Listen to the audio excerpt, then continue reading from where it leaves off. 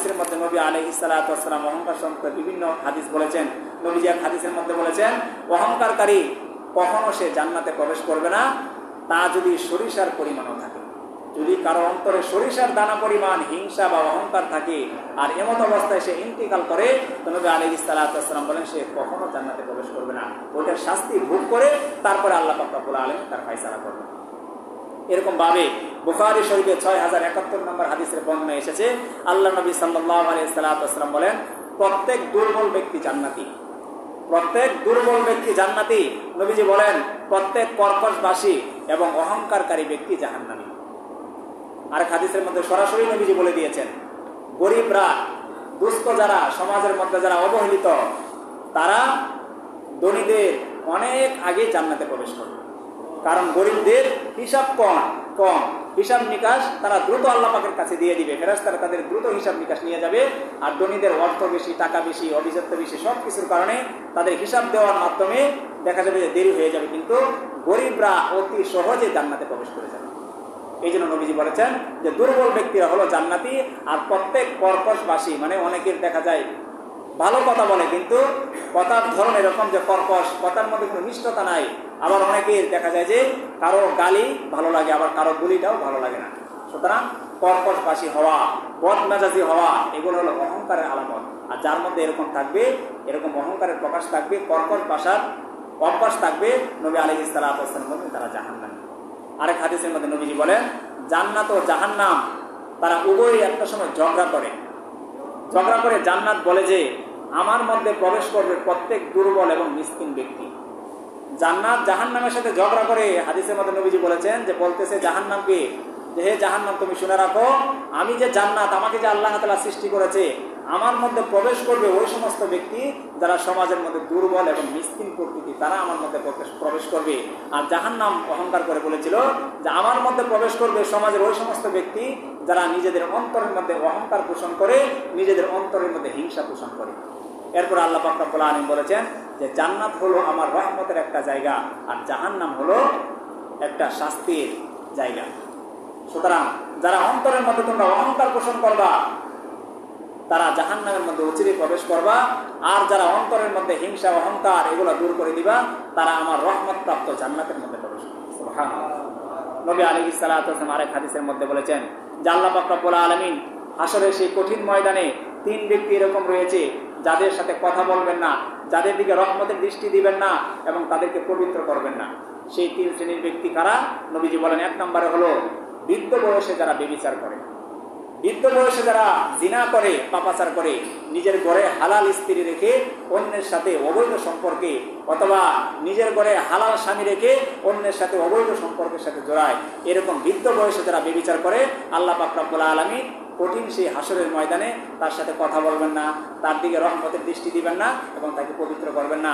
2 নম্বরে হলো ওই ব্যক্তি যে হলো মিথ্যাবাদী শাসক, যে শাসক মিথ্যার আশ্রয় নিয়ে তার রাষ্ট্রের মধ্যে মিথ্যাকে প্রতিষ্ঠা করে, সত্যকে আড়াল করে মিথ্যাকে বিজয় ঘোষণা করে, ওই শাসকের সাথে আল্লাহ পাক রব্বুল আলামিন ওই হাসরের কঠিন ময়দানে তার দিকে তাকাবেন না, তাকে পবিত্র করবেন না এবং তার প্রতি আল্লাহ পাক রব্বুল আলামিন রহমতের দৃষ্টি দিবেন না। 3 নম্বরে নবীজি বলেন যে অহংকারকারী ব্যক্তি, যে ব্যক্তি দুনিয়াতে থাকা অবস্থায় অহংকার করত, মৃত্যুর পরে সেই কঠিন হাসরের ময়দানে ওই দিন আল্লাহ পাক তার দিকে তাকাবেন না, তার সাথে কথা বলবেন না এবং তাকে পবিত্র করবেন না।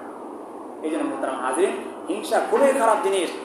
আরেক হাদিসের মধ্যে এসে নবী আলাইহিস সালাতু ওয়াস সালাম বলেন যে বনী ইসরায়েলের জামানায় এক ব্যক্তি ছিল, সে অহংকার পোষণ করে সে যখনই ঘর থেকে বের হতো সে একের অধিক পোশাক পরিধান করে বের হতো। একটা সময় অভাব ছিল, দেখা যাইত যে মানুষ গা ঢাকার মতো পোশাক পাইতো না, কাপড় পাইতো না, কিন্তু ওই সময়টাতে বনী ইসরায়েলের ওই ব্যক্তি সে যখন ঘর থেকে বের হতো, সে অহংকার বশত, হিংসা বশত সে 2টা কাপড় পরিধান করে বের হতো।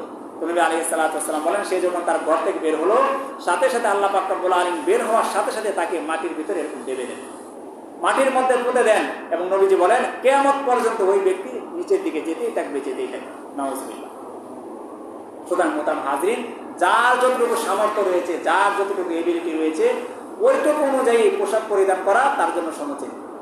কিন্তু কোনো ব্যক্তি তার সাধ্যের বাহিরে অহংকার পোষণ করার জন্য এরকম পোশাক পরিধান করলো, এরকম চলাচল করলো যেটা তার সাথে মানানসই নয়, তাহলে এটা হবে অহংকার।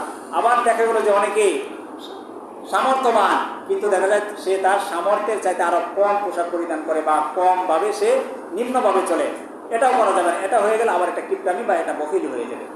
আল্লাহ পাক রব্বুল আলামিন যাকে যে ক্যাটাগরি হিসেবে আল্লাহ তাআলা সৃষ্টি করেছেন সেই ক্যাটাগরি বুঝে বজায় রেখে চলাচল করাটা হলো নবী আলাইহিস সালাতু ওয়াস সালামের সুন্নাত। বেশি করলে অহংকার হয়ে যাবে, আর কম করতে গেলে এখানে নিজের মধ্যে কিপটামি চলে আসবে। দুটোটাই আমার আপনার জন্য, ঈমানের জন্য অনেক ক্ষতির কারণ। এই জন্য মুহতারাম হাজরিন, এই যে অহংকার, কোরআন এবং হাদিসের মধ্যে এরকম বিস্তারিত বিষয়ে অনেক আলোচনা এসেছে, যেগুলা সবচাইতে নির্দিষ্ট একটা পাপের মধ্যে জঘন্যতম একটা পাপ হলো এই অহংকার। নবীজি বলেছেন, যারা অহংকার অন্তরের মধ্যে পোষণ করে সে যত পরিমাণে ইবাদত করক না কেন, যত পরিমাণ নেক কাজ করক না কেন,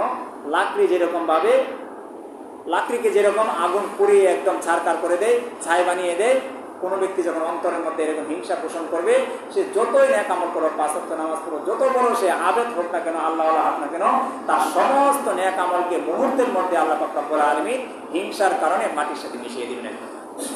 এই জন্য সবসময় দোয়া করা, নবীজি যে দোয়া করতেন, আল্লাহুম্মা জাআলনি ফি আইনি সগীরা ওয়া ফি আয়ুনিন নাসি কাবীরা, যে হে আল্লাহ তুমি আমাকে আমার চোখে ছোট বানাও আর মানুষের চোখে আমাকে বড় বানিয়ে দাও। নিজেকে নিজের কাছে সবসময় ছোট মনে করা, তাহলে আপনার অন্তরের মধ্যে অহংকার আসবে না।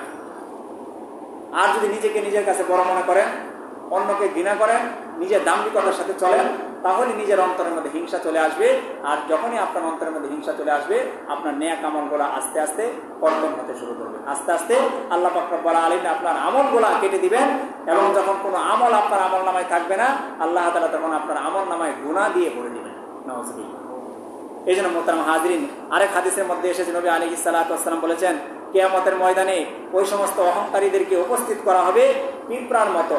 পিঁপড়া যেরকম ভাবে একটার পিছনে একটা সারিবদ্ধভাবে দল বেঁধে প্রথমটা যে রাস্তা দিয়ে যায়, বাকিগুলো অন্যদিকে যায়, ওই সমস্ত অহংকারকারীদেরকে, যারা অহংকার করে, হিংসা করে, তাদেরকে হাসরের ময়দানে এরকম পিছনের দিকে হাত বেঁধে পিঁপড়ার মতো হাসরের ময়দানে উপস্থিত করা হবে। এবং ওই দিন তাদেরকে চতুর্দিক থেকে লাঞ্ছনা, বঞ্চনা, অপমান ঘিরে যাবে, এবং আল্লাহ পাক রব্বুল আলামিন ওই দিন তাদের জন্য জাহান্নামের ফয়সালা করে দিবেন। হাজরিন, এই যে হিংসা বা অহংকার, তখন যে কথাগুলো আমরা বললাম, খুবই খারাপ জিনিস। শয়তানকে আল্লাহ তাআলা, ইবলিসকে আল্লাহ তাআলা বলেছিল যে আদমকে তুমি সিজদা করো, সমস্ত ফেরেশতারা আদম আলাইহিস সালামকে সিজদা করেছিলেন, কিন্তু সেদিন ইবলিস বা শয়তান, যে সাইয়্যিদুল মালায়েকা, সমস্ত মালায়েকা বা সমস্ত ফেরেশতাদের সর্দার ছিল, সে অহংকার বশত ওই দিন আদম আলাইহিস সালাতু ওয়াস সালামকে হিংসা বশত সে সিজদা করে নাই।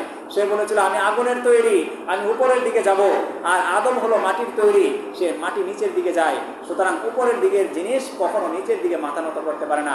হে আল্লাহ, তুমি যে আমাকে আদেশ করেছো, আমি এটা করতে পারবো না। আল্লাহ তাআলা সেদিন বলেছিল, ফাখরুজ, হে ইবলিস, তুমি জান্নাত থেকে বের হয়ে যাও, কিয়ামত পর্যন্ত আমি তোমাকে ইবলিস হিসাবে তোমাকে আমি বিতাড়িত ঘোষণা করে দিলাম। নাউজুবিল্লাহ। এই জন্য মুহতারাম হাজরিন, জীবনে প্রত্যেকের অন্তরের মধ্যে আমাদের একটু অহংকার রয়েছে, অটোমেটিকলি চলে আসে অন্তরের মধ্যে। যখনই এরকম অহংকার, হিংসা অন্তরের মধ্যে চলে আসবে, সাথে সাথে আউযু বিল্লাহি মিনাশ শাইতানির রাজিম, বেশি বেশি আল্লাহ পাকের কাছে আশ্রয় চাওয়া, এবং নিজের অন্তরের মধ্যে যেন হিংসা বাসা বাঁধতে না পারে। একজন ইসলাহি মুরব্বী, যেরকম আমরা শারীরিক কোনো সমস্যার সম্মুখীন হলে ডাক্তারের কাছে যাই, দেখা যায় ডাক্তার আমাদের বাহ্যিক রোগের বা শরীরের রোগের, ভিতরের রোগের আমাদের চিকিৎসা করে, ঠিক তদ্রূপভাবে আমাদের অন্তরের কিছু রোগ রয়েছে। অন্তরের কিছু রোগের মধ্যে অন্যতম একটা রোগ হলো এই হিংসা, অহংকার, যেটা কোনো ডাক্তার, কোনো বিজ্ঞানী, কোনো ইঞ্জিনিয়ার ধরতে পারে না। ধরতে পারে কে? এটা হলো আল্লাহওয়ালা বুজুর্গ যারা আছেন, তারা ধরতে পারে। যারা আল্লাহ পাকের ভয় অন্তরের মধ্যে পোষণ করে, সর্বদাই আল্লাহ পাক যে দিক নির্দেশনা দিয়েছে ওইভাবে চলাচল করে, ওই সমস্ত আল্লাহওয়ালা ব্যক্তিরা এই অন্তরের রূপ ধরতে পারে। আপনি যখন সেই আল্লাহওয়ালা ব্যক্তির কাছে যাবেন, আপনি আপনার জীবন বৃত্তান্ত তার কাছে তুলে ধরবেন, আপনি বলবেন, আপনার সমস্ত রোগ সে বুঝে ফেলবে। তখন সে কি করবে? সেই আল্লাহওয়ালা ব্যক্তি আপনাকে কিছু আমল দিবে, প্রথমে ছোট ছোট কিছু আমল দিবে। এরপরে যখন আপনি 1 মাস পরে, 1 সপ্তাহ পরে আবার যাবেন, গিয়ে আপনার সেই আমলের কথা তার কাছে শেয়ার করবেন, সে আবার আপনাকে আমল পরিবর্তন করে অন্য আমল দিবে, আপনার চিকিৎসা করবে আস্তে আস্তে।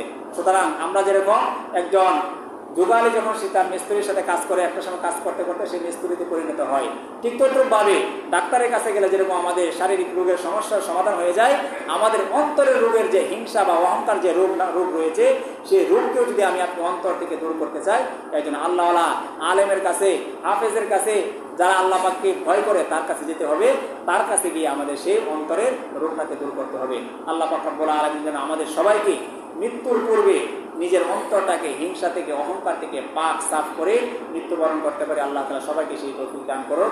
সকলে বলে আমিন। যারা সুন্নাত করে তার সুন্নাত করে।